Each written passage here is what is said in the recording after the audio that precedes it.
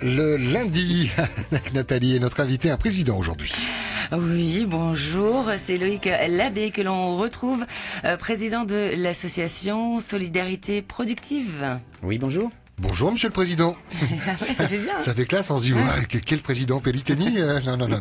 Un président d'association comme il y a d'ailleurs dans toutes les associations. Hein. Président, Trésorier, secrétaire, un bureau, etc. Oui. Ouais, éventuellement un conseil d'administration, enfin bref, plein de choses. Alors, j'avais vu que le 21 octobre dernier, vous aviez organisé une journée. Alors, c'était une journée pour la solidarité productive et cohésion sociale. Comment s'est passée cette journée ? Bien, pour une première, ça s'est bien passé. On a eu pas mal de visiteurs, à peu près 2700. On a dénombré à peu près 2700 visiteurs sur l'ensemble de la journée dans les jardins de Paofaille. Okay. J'en profite pour remercier le gouvernement justement qui nous a alloué gratuitement les jardins de Paofaille pour présenter la solidarité productive. Donc pourquoi cette date ? Tout simplement parce qu'on avait tout juste un an. Et donc on a voulu en fin de compte fêter notre petit anniversaire de petite association toute jeune et la présenter au public. Alors, qu'est-ce que vous avez pu présenter ce jour-là ? Donc, je vois qu'il y avait du Ori, il y avait du full art martiaux, il y a également des concerts avec Mézic et Genati, Véro et Martin ventriloquie, mais bien d'autres choses encore. Oui, parce qu'on a, en ce qui concerne la solidarité productive, on parle bien de solidarité, donc on n'a pas voulu en fin de compte jouer les égoïstes et on a voulu aussi présenter tous les acteurs, enfin tous ceux qui ont bien voulu venir et qui travaillent pour la cohésion sociale du Fénois. Donc automatiquement, on a invité aussi bien des institutionnels, tels que le RSMA, le CIRFAT, pour ce qui est en fin de compte de tout ce qui est armée et formation. Certains ont pu venir, le CEFI n'a pas pu venir malheureusement parce que ils étaient surbookés, donc il y a eu des institutions qui n'ont pas pu venir. C'est un petit peu dommage, mais bon, ça va se passer un samedi aussi, donc. Oui, c'est ça. Alors, excusez-moi, parce que je vous entends discuter, c'est sympa. En plus, on parle du passé, d'un truc qui est passé, mais ça ne me dit toujours pas ce qu'est la solidarité productive. On va y venir, c'est quoi ? Alors, la solidarité productive. Nous sommes une jeune association, donc il y a un an, qui est loi de 1901, donc à but non lucratif, mais par contre qui travaille dans le cadre de l'économie solidaire et sociale, donc ESS, loi du 20 juillet 2014, donc qui encadre l'économie solidaire et sociale. En ce qui concerne notre but final, en ce qui concerne la solidarité productive, c'est d'améliorer le quotidien des plus démunis du Fénois. C'est-à-dire que notre cible, ce sont les gens qui sont au RSPF. Donc voilà. Alors un chiffre, ils sont nombreux ? Ils sont au 31 décembre 2013, j'ai pas les derniers chiffres, mais on a tout basé, on a presque tout arrêté au 31 décembre 2013 concernant notre réflexion. Et au 31 décembre 2013, il y avait 74 500 personnes qui étaient au RSPF. C'est énorme. Donc c'est énorme, sachant qu'à l'intérieur de cela, il y avait grosso modo un peu plus de 66 000 personnes qui déclaraient n'avoir aucun revenu. Donc vous imaginez le travail qu'il y a à faire. Ça c'est au 31 décembre, sachant avec tous les primo-arrivants qui sont arrivés sur le marché depuis 2013, je ne serais pas surpris qu'on soit dans les autres 80 000, c'est-à-dire en fin de compte un RSPF pour un actif. Est-ce qu'il y a une association, une structure similaire à la vôtre, Solidarité Productive, Sopro ? Non, c'est une invention complètement polynésienne. Donc, j'ai eu beau chercher au niveau des autres associations ou entreprises qui travaillent dans l'ESS, on est les seuls à proposer en fin de compte une telle structure. Au niveau mondial. Parce qu'il faut savoir qu'en fait, vous faites énormément de choses. Alors, vous avez donc des membres. Qui sont ces membres ? Alors, de l'association. Les membres, ce sont des membres qui viennent de tout secteur. Donc, c'est aussi bien, forcément, non, pas forcément, mais surtout de la société civile. Donc, ce sont des gens qui sont soit à la retraite, soit des gens qui sont actifs, qui ont un travail et qui ont envie, en fin de compte, de participer et de partager leur savoir. Voilà, donc à l'intérieur de cela, on a aussi bien on a un médecin, on a des infirmiers, même un infirmier anesthésiste, on a des instituts à la retraite, des secrétaires, enfin ça va dans tous les sens, des électriciens aussi, donc des manuels, des gens qui sont manuels, on a plein de choses. Oui, parce que les objectifs donc de votre association, c'est tout d'abord la formation générale et professionnelle, la production avec la mise en application des acquis, amélioration de la qualité de vie des bénéficiaires du RSPF, je le rappelle, insertion sociale par la découverte des règles communautaires, par le travail notamment, et également insertion économique par l'acquisition d'un emploi et ou par la création de son entreprise. C'est-à-dire que vous aidez, voilà, je suis au RSPF et je viens vous voir pour être aidé, pour pouvoir trouver un travail, pour essayer de trouver quoi, en fait? Alors, déjà pour sortir de l'exclusion, ça, c'est la première des choses, parce que c'est le mal, en fin de compte, la fracture sociale que l'on a actuellement est catastrophique. Et donc, il faut savoir que au niveau des RSPF, dans la tranche des 20-29 ans, en 2013, ceux qui étaient inscrits dans cette tranche-là étaient au RSPF depuis plus de 2 ans. Et quand on passait dans les 29-39 ans, ils étaient inscrits au RSPF depuis plus de 5 ans. Vous imaginez une personne qui est inscrite au RSPF depuis plus de 5 ans, qui est censée ne pas avoir aucune ressource, comment elle fait en fin de compte? Elle s'exclue. Elle est, je vais peut-être être un petit peu, elle est complètement has-been, quoi. Hein. Donc il y a tout à refaire. Il faut donc qu'elle se réinsère, qu'elle réapprenne en fin de compte à vivre en communauté. Donc qu'elle fasse le travail, c'est un petit peu comme le sport, hein, ça s'entretient. Et donc il est nécessaire en fin de compte de se remettre en activité. Donc ça c'est la première des choses qu'il faut, c'est sortir les gens de l'exclusion en retrouvant une certaine communauté que l'on veut bien entendu laïque. Donc on est apolitique et areligieux. Et comment ça se passe? C'est-à-dire qu'ils viennent vous voir, ils sont formés donc par les membres de l'association avec, comme vous l'aviez dit, plusieurs corps de métiers. Oui, tout à fait, tout à fait. Donc il faut savoir une chose, c'est qu'on a un fondamental, c'est-à-dire que avant de venir à la solidarité productive, il faut bien savoir que nous on a revisité la solidarité pour savoir exactement ce qu'était la solidarité, parce que c'est souvent un mot qui est très dévoyé. C'est solidarité pour ci, solidarité pour ça, etc. Moi je ne savais plus en fin de compte ce que voulait dire la solidarité. J'ai simplement pris la définition du dictionnaire, elle m'a plu, j'ai trouvé ça génial et ça en est devenu notre fondamental. Donc la définition du dictionnaire, c'est tout simple, hein, enfin confère Petit Robert. Hein. Peut-être qu'il y a au niveau du Larousse ou du Quillet, c'est autre chose. En tout cas, chez le Petit Robert, c'est comme ça. C'est la relation entre personnes qui prennent conscience d'un intérêt commun. Et cet intérêt commun implique une obligation morale d'assistance mutuelle. Ça veut dire qu'en fin de compte, c'est dans les deux sens. Chez nous, l'aide, à part l'aide d'urgence, bien entendu, mais sinon l'aide n'existe pas. On est dans l'entraide. Donc ça veut dire que les gens qui vont venir, automatiquement, vont se former, mais ils vont aussi produire. Et ils vont produire pour la communauté. À l'intérieur et la totalité une grande partie de la production qui va être effectuée au sein de la solidarité productive, que ce soit pour se nourrir, mais que ce soit aussi pour s'habiller, que ce soit pour se laver, etc., etc. Donc tout ce que l'on va produire, 60% vont être mis à l'intérieur de notre épicerie et de notre magasin solidaire. Et donc c'est par l'intermédiaire d'une monnaie qu'on appelle le manou. Ah, il y a une monnaie à l'intérieur. Il y a une monnaie locale, une monnaie locale, non convertible bien entendu. Hein. Donc c'est une monnaie intrinsèque à l'association. On pourra pas s'acheter un paquet de cigarettes ou des laïnanos, tout ce que l'on veut chez Carrefour avec cette monnaie-là. Hein. Donc c'est pas le Pakamotu, ça n'a rien à voir. Hein. Oui, donc quelquefois quand on parle de monnaie locale, les gens font un sursaut. Non, on va dire que c'est un bon point, si vous préférez. Voilà. C'est comme à l'époque du Club Med avec les perles. Voilà. Sauf que là non, parce qu'il y avait un côté fiduciaire qu'il n'y a pas chez nous. Ah, oui. Donc puisqu'il n'y a pas de flux monétaire à l'intérieur de l'association. Donc ce manuel, cette monnaie. Je veux dire, c'est pas un kibbutz, c'est non, on n'est pas dans le kibbutz parce qu'on n'est pas dans le kibbutz parce que le kibbutz c'est des structures, les structures israéliennes, hein, donc donc ce sont des communautés qui s'entraidaient, etc., mais avec des obligations. Tandis que chez nous, il n'y a pas de caractère obligatoire. N'oublions pas qu'on est une association loi 1901. Et donc, de façon à ce qu'il n'y ait pas de travail dissimulé, il n'y a pas d'obligation au niveau du membre de venir. La seule chose, c'est que si la personne vient, automatiquement, elle aura son bon point, et avec son bon point, elle pourra à ce moment-là l'échanger contre différents produits et différents produits. Si elle ne vient pas, bien entendu, elle n'aura pas de bon point. Donc, alors c'est justement, aussi simple. comment est-ce que vous arrivez à faire tout ça? C'est-à-dire qu'en fait, vous fournissez des aides, en fait, des aides par l'enseignement notamment.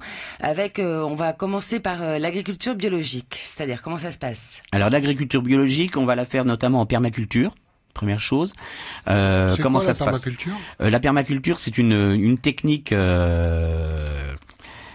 ancienne, très très ancienne, et qui est maintenant remise au goût du jour avec les nouvelles connaissances et les nouvelles technologies en ce qui concerne la terre. C'est-à-dire qu'en fin de compte, le principe fondamental de la permaculture, c'est au minimum, c'est de laisser la terre faire. Laisser la terre faire, c'est-à-dire la travailler le moins possible, mais par contre mettre toutes les plantes, toutes les plantes, puisque ça se fait sans insecticides bio, etc. Il y a des règles, il y a une réglementation, et surtout un esprit. Mais par contre, c'est de mettre les plantes non pas en concurrence, mais au service les unes des autres, de façon à pouvoir en fin de compte éviter tout ce qui est justement attaque des insectes, attaque des rongeurs, etc. Et de façon naturelle. De façon complètement naturelle. Et une fois qu'on sait bien travailler ça, on a des taux de rendement qui sont 4 fois supérieurs au taux de rendement classique de l'agriculture. C'est ce qui se faisait avant. C'est ce qui se faisait avant, mais c'est la mise en application en fin de compte de l'ensemble des connaissances des anciens. Donc il y aura également l'hydroponie, l'aquaponie, apiculture, arboriculture, fruitière et vanille. Ça, ce sont voilà vous apprenez aux gens qui veulent, ou est-ce que c'est ce que vous produisez qui après va se retrouver dans votre future boutique? Alors, ça va se passer de la façon suivante. Donc, on a des membres encadrants. Donc, chez nous, la structure est très simple. On a un bureau, un directeur, des membres encadrants chefs de projet, des membres encadrants, et ensuite les membres actifs. Quand on parle des membres actifs, ce sont les gens qui sont au RSPF. Les membres encadrants sont ceux qui vont donner le savoir et apprendre aux gens à différents métiers et à travailler et à planter. Donc les gens vont apprendre à planter. Ils vont donc produire.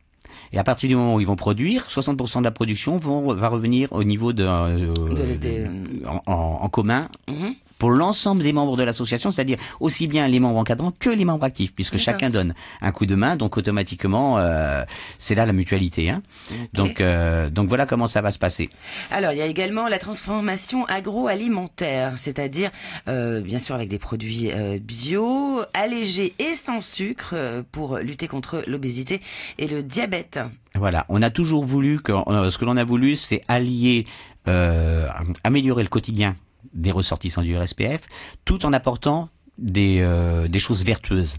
C'est-à-dire qu'à chaque fois la permaculture, pourquoi? C'est parce qu'en fin de compte, on va pas polluer la terre, on va avoir des aliments très sains. En ce qui concerne l'agroalimentaire sans sucre, pourquoi? justement pour lutter contre le diabète, l'obésité, etc. Donc à chaque fois sur les 5 actions que l'on va mener, il y a toujours quelque chose de vertueux derrière. Ça, c'est très important. Et je vais poursuivre, parce que il y a encore plein d'autres choses. Il y a le textile, c'est-à-dire que vous offrez des cours de couture pour la fabrication, notamment de couches lavables, la réfection des vêtements qui ont été donnés. Vous ferez également la création. On va poursuivre avec les produits bio pour faire du savon, du shampoing. Des dentifrices, tout ce qui est soin du corps, donc et hygiène corporelle. Donc ça, ce sont des formations que vous allez donner. Ce sont des formations que l'on va donner. On va apprendre aux gens justement, on va leur apprendre en fin de compte à fabriquer des choses qui sont très très simples en fin de compte. Comment c'est perçu ça de la part des gens? Est-ce que c'est vous qui allez vers eux, c'est eux qui viennent vers vous, qui sont demandeurs? Alors, en ce qui concerne les membres encadrants, parce qu'on n'a pas énormément travaillé en termes de communication pour le moment, parce qu'on voulait avant tout structurer l'association de façon à avoir vraiment quelque chose de béton, donc de bien construit, et de viable. En ce qui concerne, alors tout ce qui va être, en ce qui concerne les membres actifs, c'est-à-dire les bénéficiaires du RSPF, il faut savoir que on n'a pas de souci, on se fait pas de souci à ce niveau-là. Les recrutements vont se faire par le biais des services sociaux de la mairie, des mairies. Donc c'est eux qui vont nous présenter en fin de compte des candidats, et après nous on va leur discuter avec eux, leur présenter notre règlement intérieur, comment on va fonctionner. S'ils sont ok à ce moment-là, on les recevra, on les accueillera au sein de l'association. Uniquement sur Tahiti? Alors pour le moment, uniquement sur Tahiti pour le moment. Il faut savoir que la solidarité productive, on s'est basé sur une structure, donc une seule structure dans une commune, pour le moment, pour démarrer, et on va avoir une phase de expérimentale de 2 ans. Pour le moment, étant donné qu'on n'a pas encore signé, finalisé les conventions, je vais dire que c'est dans le sud du pays, dans le sud de l'île. Là où il y a un peu plus de fapou et où on peut. Exactement. On va démarrer surtout parce que la base c'est quand même manger. Hein. La base c'est quand même manger. Et après on va essayer de développer de toute façon, puisqu'on va avoir les locaux. Normalement on a les terrains ou les locaux. Donc on est simplement normalement en fin de décembre on aura signé et finalisé en fin de compte les conventions, et donc là à ce moment-là on pourra dire exactement où on est, etc., etc. Mais déjà, il faut savoir que dans la commune dans laquelle on va se situer par rapport aux terrains qui nous sont alloués, on va prendre 20% simplement du potentiel de RSPF de la commune.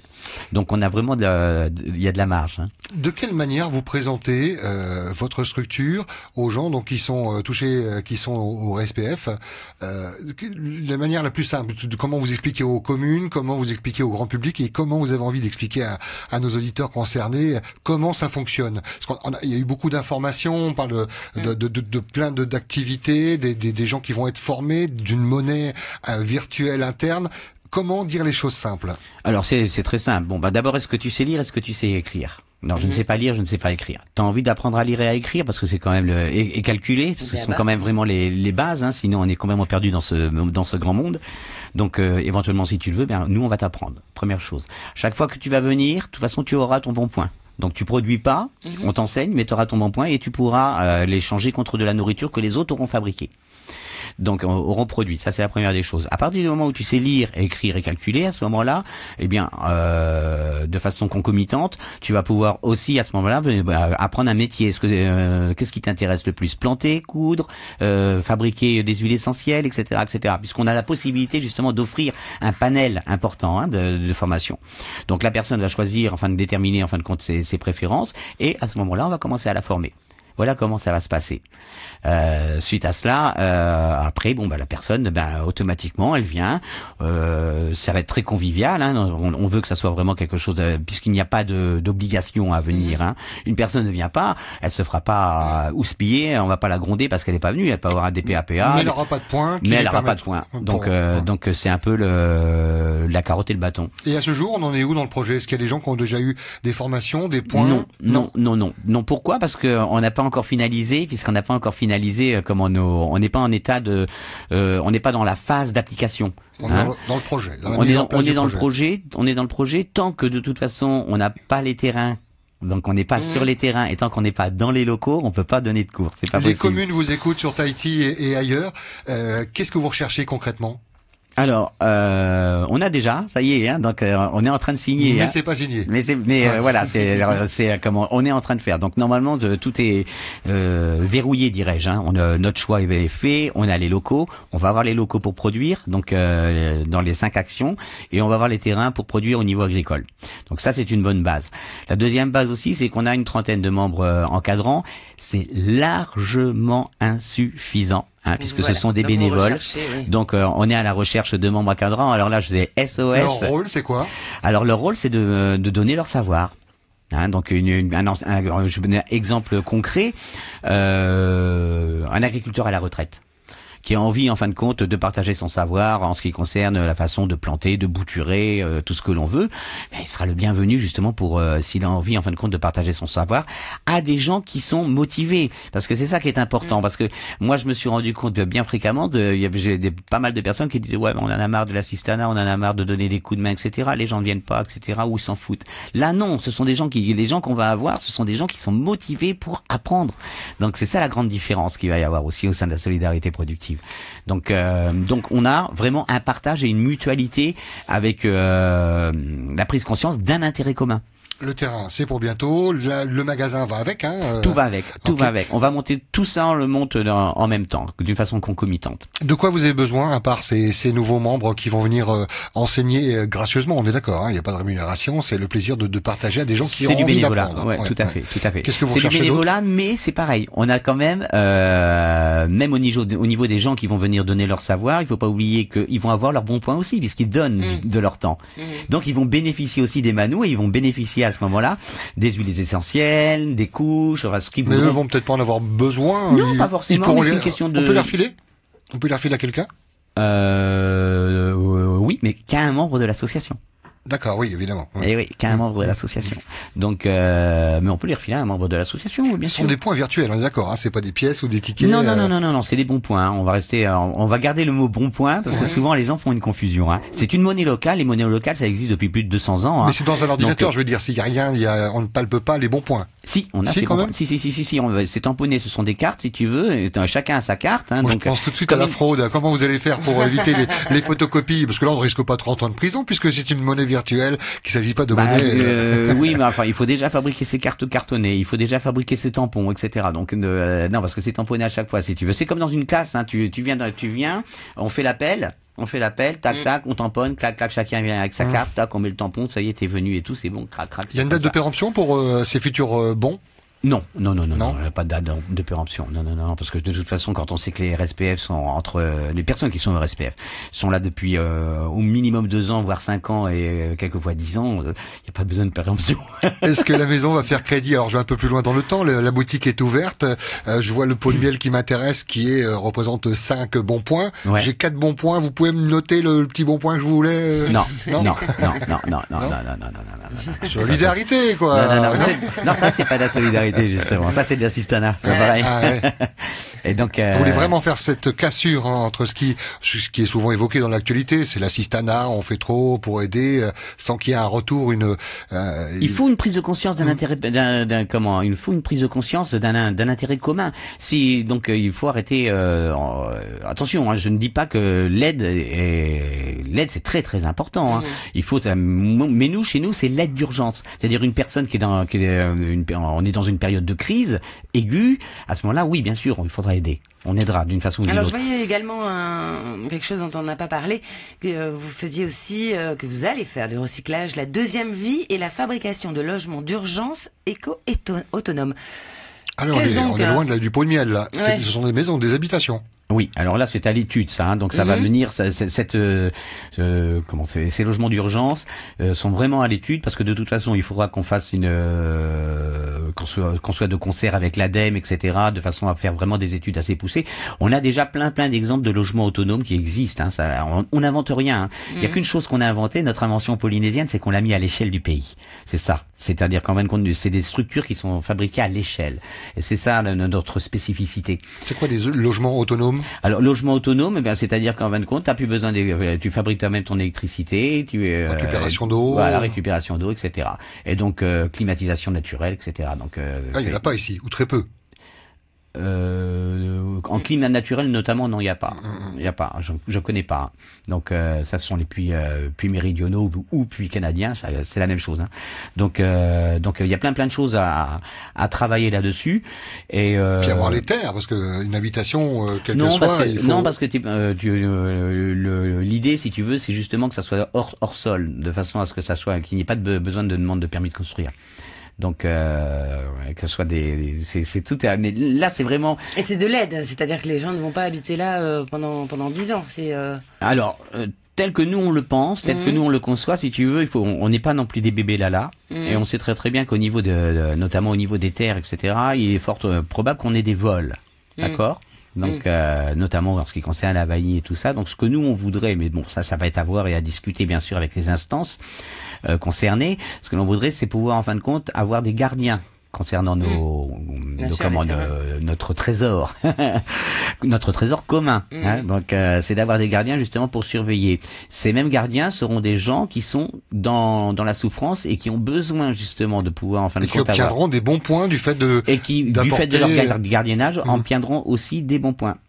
Donc c'est tout un cercle vertueux si tu veux, donc à l'intérieur de laquelle en fin de compte tout le monde va avoir on n'utilise pas d'argent, c'est-à-dire que un service rendu et on réussit à obtenir telle ou telle chose en fonction d'un service rendu. Voilà. En fonction d'un service rendu, tu améliores ta qualité de vie et en plus tu t'enrichis intellectuellement.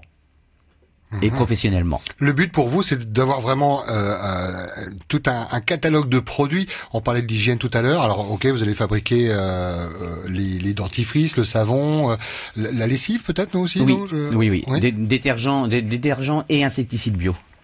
Insecticide, rien que le mot avec bio, ça surprend. Ouais, Insecticide bio. c'est antinomique presque, hein, mais non, mais alors, ça existe. Il y a plein de choses. On a une bibliothèque à peu près d'une trentaine de milliers de documents, de fichiers de documents concernant chaque activité. Et donc on a fait un gros boulot. Hein. C'est un travail un travail de 4 ans quand même, hein, de recherche. Okay. Oui, parce qu'il a fallu aussi savoir si, par exemple, cette fameuse monnaie locale, si elle était légale. Hein, donc il a fallu aller rechercher tous les textes, etc. Les textes. Voilà. Pour rassurer le gouvernement, par exemple, eux connaissaient non, il a fallu ni le commissariat. Donc au niveau des textes, hein, ils connaissaient bien sûr, hein, mais au niveau des textes, j'ai appris certaines choses. Je leur ai appris certaines choses. Donc parce que justement, ils étaient contre. Au départ, ça a été un petit peu une levée de bouclier. Et puis quand je leur ai apporté les textes et les recommandations aussi des différents ministères métropolitains là, pour le fait, mais en ce qui concerne la Cour de réglementation comptable, hein, qui est la plus grande instance, hein, c'est au-dessus de Bercy encore. Donc c'est là que je suis allé chercher en fin de compte. Je vais dire que c'est on va peut-être en faire sauter, crier plus d'un, mais je dirais que c'est le Conseil constitutionnel pour version comptable, quoi. Donc là, c'est imparable en ce qui concerne cette réglementation-là. Et ça a rassuré tout le monde. Le terme était important aussi. Il fallait pas parler de monnaie, mais plus de bons points, de récompenses, de bons d'échange. Voilà. Ça, c'est tout simplement parce que je suis chaud des crâles froides. On a eu l'histoire du Pakamotu et tout, qui est pas si vieille que ça. Et c'est sûr que là, c'était vraiment une monnaie. Là, c'était une monnaie fiduciaire. Là, c'était vraiment une vraie monnaie là, donc danger. On en revient, à l'agriculture. Tout à l'heure, vous recherchez des agriculteurs, donc des gens qui auraient du temps pour venir enseigner à des gens qui ont envie. Quel secteur d'activité vous recherchez encore? Alors, ça peut être des agriculteurs, mais ça peut être aussi des gens qui travaillent dans la permaculture. On voit sur Facebook notamment des groupes qui se forment, hein, donc de personnes qui n'ont pas les diplômes d'agriculteurs, mais qui sont excellents. Hein, donc, s'ils veulent venir, du moment qu'on a un savoir et surtout un savoir-faire, on recherche dans tous les secteurs. Un garagiste qui a du temps libre. Bien sûr. Ah oui, tout à fait. La mécanique, ça s'apprend. Il y a des tas de choses à savoir aussi. Donc, et là, on rejoint le deuxième vie à ce moment-là, qui est un secteur extrêmement important. Donc, des électriciens, des maçons, etc. De tout. Comment ça va se passer? C'est-à-dire que ça va être dans la semaine, ça sera le lundi couture, le mardi ou plusieurs cours en même temps? Alors tout va dépendre. Alors ça va dépendre d'une part du nombre de membres encadrants que l'on a par secteur, hein, d'accord. Donc ça va dépendre du nombre de membres encadrants que l'on a par secteur, et ça va dépendre aussi du nombre ça va être une question d'offre et de demande. C'est-à-dire que il est probable, par exemple, que tout le monde, peut-être qu'on va avoir 70% des gens qui veulent faire de l'agriculture. Et puis on va peut-être avoir que 5% qui veulent faire de la couture, 5% qui veulent faire Donc vous allez adapter par rapport à la demande. Voilà. L'intérêt, l'avantage, c'est ça, c'est qu'on est complètement adaptable. Quels sont les secteurs où vous recherchez, où vous manquez de tous les secteurs. Étant donné qu'on a 30 membres encadrants, c'est tous les secteurs. Il nous en faut beaucoup plus que ça, parce que il faut pas oublier que ce sont des gens qui vont être bénévoles. Donc ils ne vont donner que quelques heures par semaine. Et chez eux? Je reprends le garagiste là, c'est chez lui, non? Ou c'est dans vos structures? Dans notre structure. Dans notre structure. Les gens vont pas débarquer chez l'agriculteur ou chez le garagiste. On va avoir tous les locaux et on va avoir les terrains et les locaux. Donc vivement que ça soit signé, hein, c'est bientôt. Hein. Oui, c'est incessamment sous peu. Vous avez rencontré un maire pour ça? Oui. C'est vrai que c'est une belle commune, Papara. Hein. Non, c'est pas ça. C'était Vaiuta, c'est. je sais. Non, mais on sait que c'est sur la presqu'île, peu importe. C'est pas une super info qu'on va obtenir. Voilà. Alors il faut savoir qu'une fois. Alors pour la petite histoire, j'ai présenté ce projet-là au mois de février au gouvernement, que je remercie parce que février de cette année, c'est vraiment tout récent. Ah non, c'est Happy. Et donc. Ça, c'est pas pour faire le faourou, mais ils m'ont félicité du travail qui avait été fourni. Et on a convenu, mais ça c'est une convention verbale, hein, dirais-je, que à la suite de cette de cette période probatoire de 2 ans, si on est si on s'autofinance, donc si on est complètement indépendant financièrement, à ce moment-là, on pourra mettre une solidarité productive dans chaque commune et dans chaque archipel et dans chaque île. Donc là, ça va. Là, c'est quelque chose. Ça serait quelque chose de merveilleux. Et il n'y a pas d'équivalent dans le monde. Hein. Alors, il n'y a pas d'équivalent dans le monde parce que. C'est là la difficulté pour vous, c'est de vendre un truc qui n'existe pas. Oui, mais ça interpelle tellement qu'on a déjà La Croix qui nous a fait un joli petit papier. La Croix, le journal La Croix en métropole, hein, qui est le premier, qui est un des premiers, qui est un référent, dirais-je, hein, en termes de journalistique et en termes de papier, qui nous a fait un joli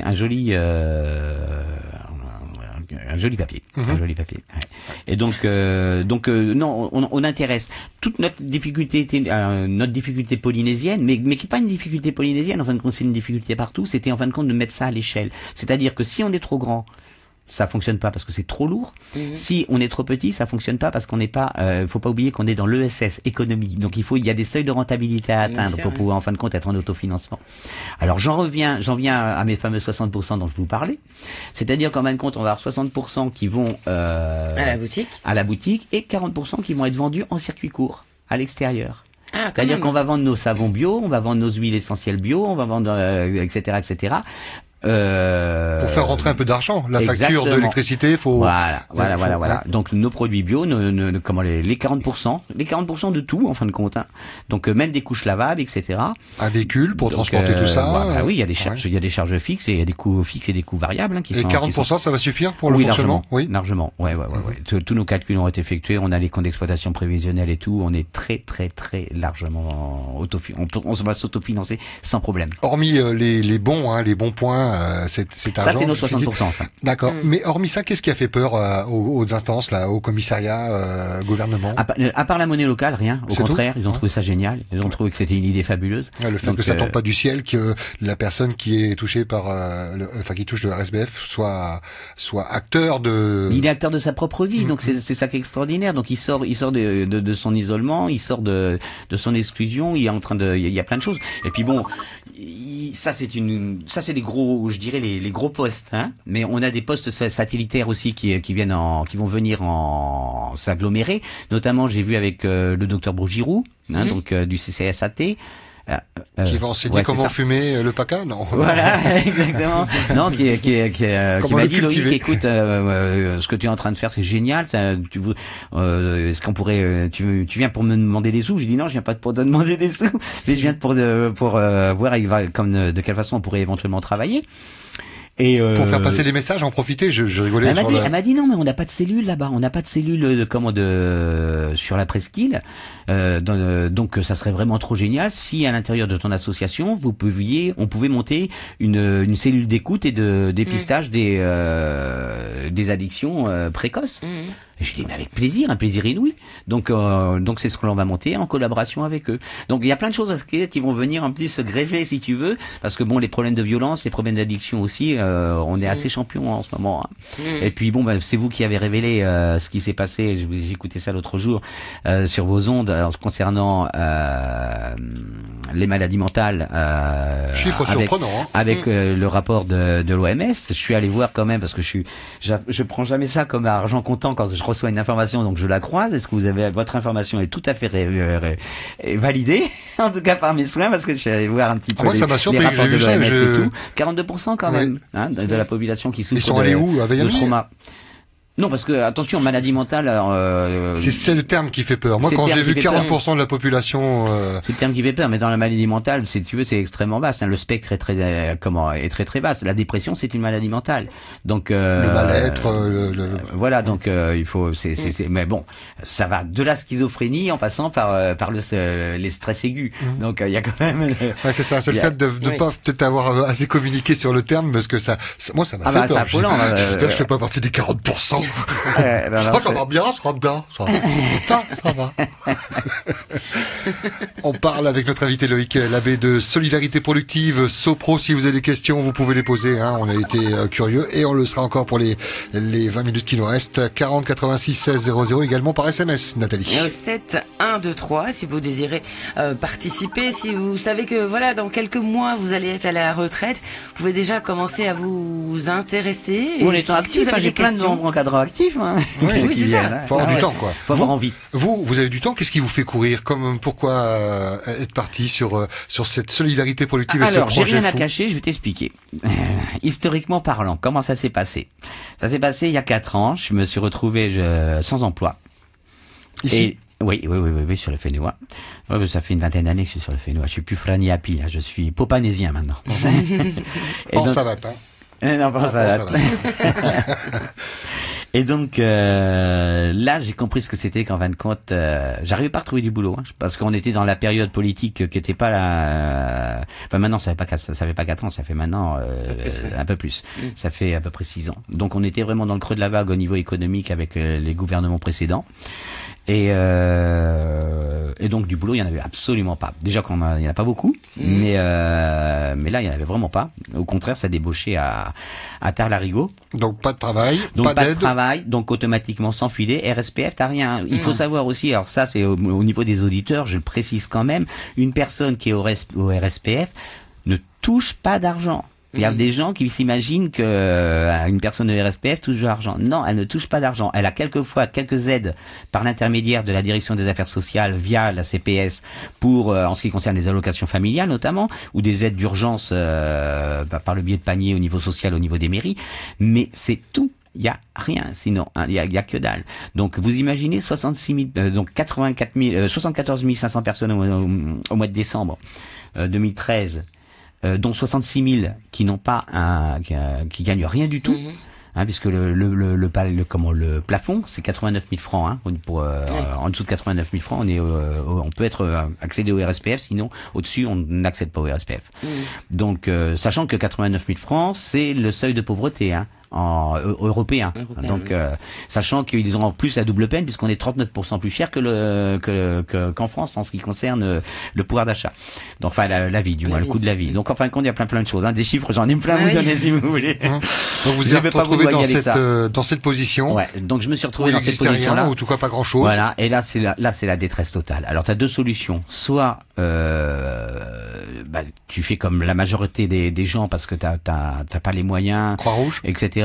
Mais non, Croix-Rouge, faut payer de toute façon. Il y a 10%, c'est pas grand-chose, hein, mais du prix grosso modo, ce qu'ils demandent. Hein, si je dis pas de bêtises, je dis peut-être une bêtise. Mais en tout cas, il y a un petit truc à donner. Mais c'est pas ça. C'est surtout qu'en fin de compte, c'est l'exclusion.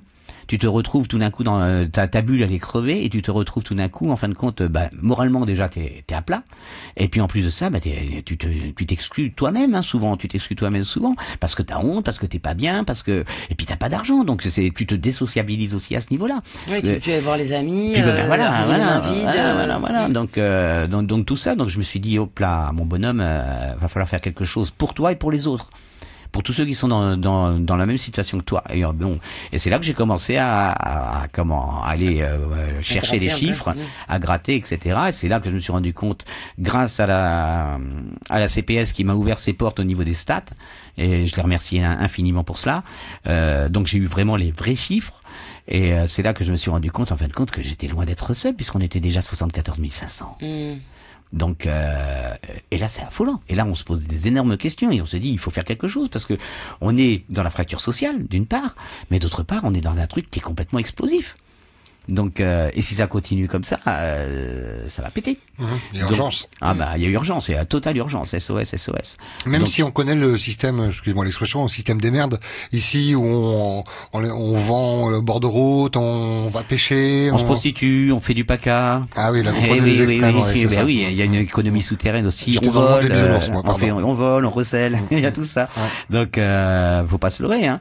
Donc, l'industrie du PACA, c'est quand même une industrie, si tu veux, qui est une très très belle économie, hein, qui est pas loin en fin de compte. Là, je m'avance carrément, mais j'ai pas les chiffres, mais c'est en tout cas c'est ce que était sous-jacent lors d'une émission d'M6. On équivaut grosso modo à l'industrie de la perle. Hein. Oui. Ah bah du paca, il y en a partout, hein. Il y en a partout. Moi, je connais énormément de gens qui fument. Donc et pas des petits étoinouilles, hein, des médecins, des chirurgiens, tout ce que tu veux, hein, des profs. Le paca, il y en a partout. C'est pas uniquement réservé aux petits étoinouilles, le paca. Hein. Donc et heureusement.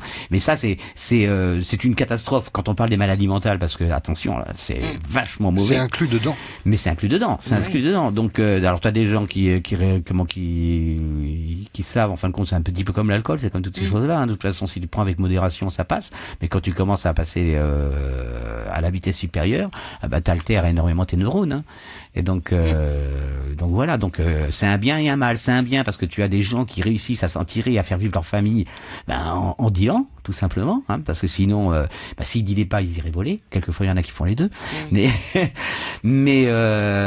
c'est un pis-aller, je dirais pas un moindre mal, je dirais un pis-aller.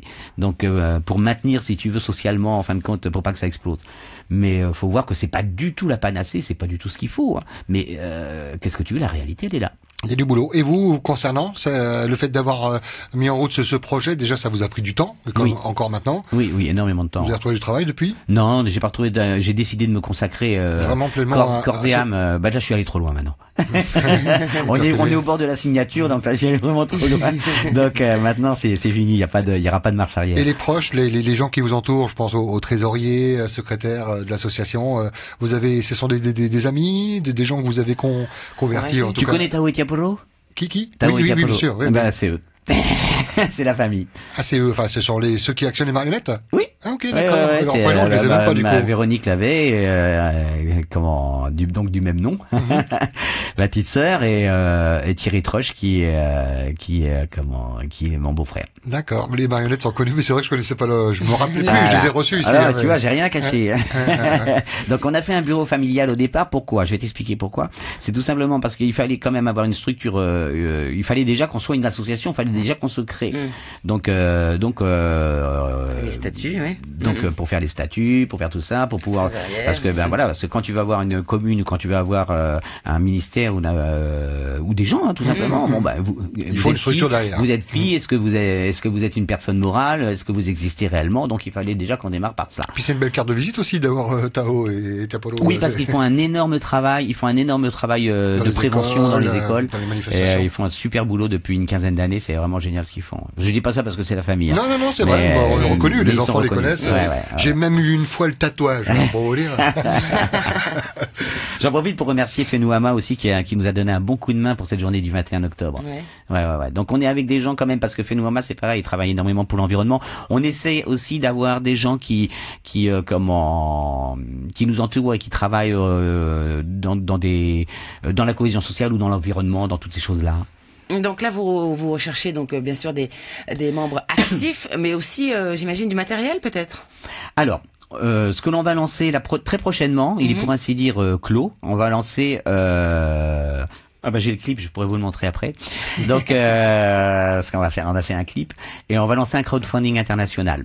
Donc collecte. Donc une collecte, c'est une collecte de fonds, hein, mais au niveau sur des plateformes internationales qui rayonnent au niveau européen au minimum. Donc on va lancer ça c'est pareil de façon parallèle avec nos signatures. Normalement, ça devrait être pour décembre ou au plus tard pour janvier pour récupérer justement quelques sous. Et puis ensuite, on va faire une demande d'accompagnement, mais apparemment ça poserait pas de problème au niveau du gouvernement. Enfin, c'est ce qu'ils m'ont dit. En tout cas, on verra bien. Concernant, en fin de compte, une demande d'accompagnement pour la première année. Suite à cela, après, charge à nous d'être des grands et de. Concrètement, c'est quoi qui paye les factures? Voilà, une subvention, tout simplement, mettre de l'essence dans le moteur pour pouvoir démarrer le véhicule. Vous avez une chance, c'est qu'on arrive en période d'élection et les bruits de couloir disent que ça va un peu plus vite parfois dans certains dossiers.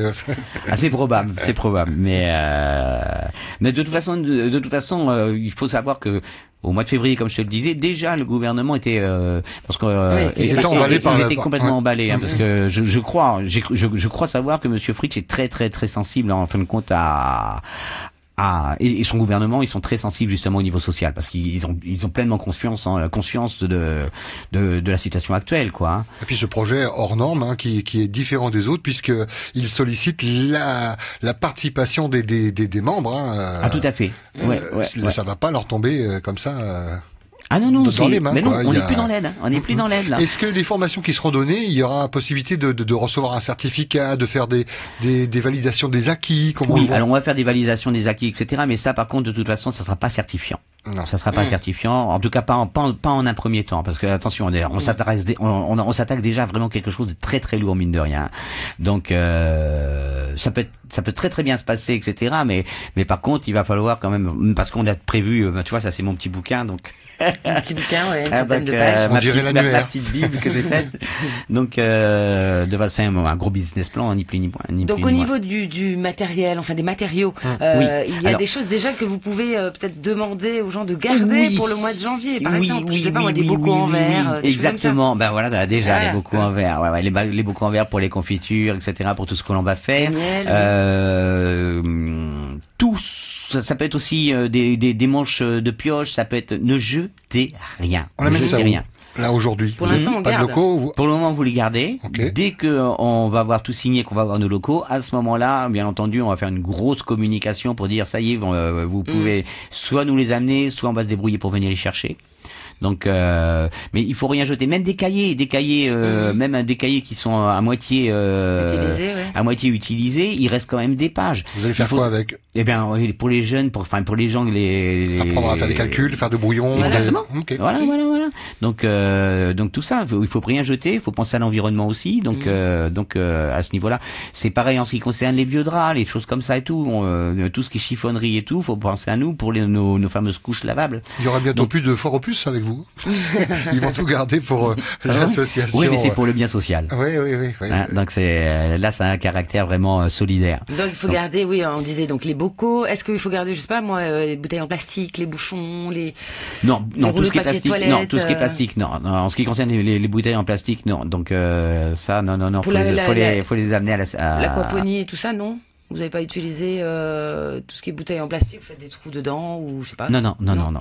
Ça, le plastique, on va essayer au max. À part les plastiques alimentaires, certains plastiques alimentaires, mais sinon, on va pas utiliser plastique. Voilà, on parle de petits besoins, mais pour un FAAPU, j'imagine que le terrain en plus il va avoir quelques hectares pour cultiver de façon bio, hein, vous l'avez dit. Oui. Il va falloir des machines. Non, justement, parce que dans la permaculture, si tu veux, c'est très vertueux, tout ce qui est thermique est exclu. Donc c'est du travail à la main, à la bêche. Pas d'essence, oui. Voilà, parce que sinon tu remets des particules fines sur les légumes et ça a un non-sens. Tu vois ce que je veux dire? Même pas une bétonnière pour faire l'engrais. Non. On aura une broyeuse, etc. Ça, mais par contre, elle sera pour pouvoir fabriquer, si tu veux, notre terreau et la terre, préparer la terre. Ouais, préparer la terre. Donc ça, on aura, mais par contre, ça sera en extérieur le plus loin possible, de façon à ce que ça ne vienne pas justement sur les légumes et les fruits. Donc là, on est vraiment dans du bio, on est des puristes du bio à ce niveau-là. Donc, mais par contre, quand tu vas manger nos légumes, que tu nous achèteras, parce que on sera pas plus cher que les légumes. Et tout le monde classiques. Pourra aller à cette boutique, on est d'accord. Bien sûr. C'est pas réservé qu'à ceux qui auront leur point Mano. Mais simplement, ils ne pourront bénéficier que de 40%. Donc si on est en surproduction, tant mieux. Si on est en sous-production, il n'y aura pas. Premier arrivé, premier servi. Voilà, parce que les premiers servis, première arrivée, ce sont les acteurs, ce sont les membres. Alors là, on parle d'une boutique, mais est-ce que vous avez essayé de croiser avec d'autres structures? On voit, alors je sais pas le nom, mais qu'il y a des FAAPU en métropole ou dans d'autres pays où ce sont les gens eux-mêmes qui vont récolter avec un petit panier. Souvent, dans le cas des AMAP ou des choses comme ça. Vous avez pensé de le faire ça pour éviter le magasin, la structure, les palettes, les présentations des produits, mais directement d'aller les chercher dans le FAAPU? Ça pourrait se faire, mais ça va pas être notre. C'est pas un souhait. Non, parce que si tu veux, les gens vont être sur le terrain tout le temps. Donc, et puis bon, il y a notre fameux 60-40%, tu vois, pour gérer ça. C'est plus difficile. C'est vachement plus difficile. On rappelle, les 60%, les 40 servent à payer les charges, les frais de fonctionnement. Parce que si t'as une personne qui vient, par exemple, dans un FAAPU, etc., tu lui dis, tu prends 40% de tomates, le mec, il va dire, attends, 40% de quoi? Oui, c'est ça. C'est un peu compliqué. difficilement gérable. Eh ben, on espère que ce projet va vite. Enfin, il est en cours. Ah oui, on est lancé là, ça y est, c'est parti. Ça, c'est quoi l'histoire de 2-3 semaines, un mois, un mois, de Noël, janvier. Fin décembre, normalement, le calendrier c'est fin décembre on signe les conventions et fin février on produit. Et vous le temps de s'installer, etc., tout préparer et tout, on produit. Et dans 10 ans, vous imaginez comment la solidarité productive dans toutes les îles? Dans toutes les îles, et puis dans tous les COM, déjà, les collectivités d'outre-mer, et puis et pourquoi pas des adaptations au niveau des DOM et voire en métropole. On s'est déjà renseigné, on a déjà pris contact avec vous suite à l'article dans le journal La Croix. Non, là, on va le faire. Ils attendent que ça se mette en route, peut-être. D'une part, et puis d'autre part, ça va être surtout avec le lancement de notre crowdfunding. Que là, on a toutes les adresses des ESS et les AEPF, les associations polynésiennes en métropole. Il y en a quand même 280, mine de rien. Ah oui. Donc, il y a du monde. On est représenté aussi. Aller taper dans les caisses de l'Europe aussi, ou vous y pensez ça? Il y a des possibilités ou... Oui, alors oui, il faut savoir, mais il faut savoir que c'est du fait de notre statut, du fait de notre statut de pays autonome, pour pouvoir bénéficier des, c'est compliqué. C'est très compliqué pour pouvoir bénéficier des aides européennes. Donc, puisque on passe par la France en fin de compte, puisqu'on est garanti par la France. Donc c'est assez compliqué. Par contre, on va viser le statut d'utilité générale d'une part, et on va viser le classement ESUS. Si on a le classement ESUS, c'est un classement, si tu veux, qui te permet justement de bénéficier des aides européennes d'une part, et d'autre part de bénéficier aussi des avantages des différentes fondations. D'accord, il y a certainement beaucoup de personnes que vous aimeriez remercier. Oui. Notamment des partenaires. Oui, tout à fait. Alors, une petite minute. Alors, je vais remercier d'abord le gouvernement de Polynésie française et notamment le ministère du développement des ressources primaires représenté par Monsieur Tehari Alpha, notre ministre, qui nous a accompagnés financièrement aussi pour cette journée du 21 octobre. Et donc avec un super concert de Pépéna. Ouais, ça a été une véritable catastrophe. C'est pas de leur faute, c'est le sonorisateur qui était pas là. Vous disiez. On nous a fait un attentat. On a eu un attentat. Pas sérieux. Voilà. La brasserie de Tahiti qui nous a donné un bon coup de main aussi, et Fenouama aussi qui ça, ce sont nos partenaires financiers qui nous ont donné un coup de main pour réaliser cette journée-là. En travers de ça, sinon j'ai plein d'autres personnes à remercier. Le CFPA, mais il y a beaucoup de monde. Il y a je pense qu'ils seront connus. Est-ce qu'il y a une page Facebook où on retrouve toutes les informations concernant la solidarité? On l'entend bien le téléphone. Il y a une page Facebook, un site internet où on peut retrouver toutes les infos? Oui, tout à fait. Alors vous pouvez nous contacter. Alors il y a solidaritéproductive.gimdo.com. Ça c'est notre site. Ensuite on a notre page Facebook Solidarité Productive Tahiti. Si on marque Sopro, S-O-P-R-O. Non, il faut passer par Solidarité Productive. Sopro, je t'expliquerai pourquoi. Après les informations de France Info. Merci beaucoup Loïc Labbé, président de l'association donc Solidarité Productive Sopro. Belle journée à vous, merci beaucoup. Merci Nathalie, on se retrouve dans un instant pour le top horaire. Oui, bonjour, c'est Tati Hervé. Vous avez l'heure, s'il vous plaît? Hervé Matériaux vous offre l'heure. Ah, ça c'est bien. Merci d'écouter la première 10h30 aux Marquises, 11h au Gambier, et il est 10h, oui, c'est ça Nathalie. Et l'info à 21h, c'est Frédéric Beniada, bonsoir. Bonsoir.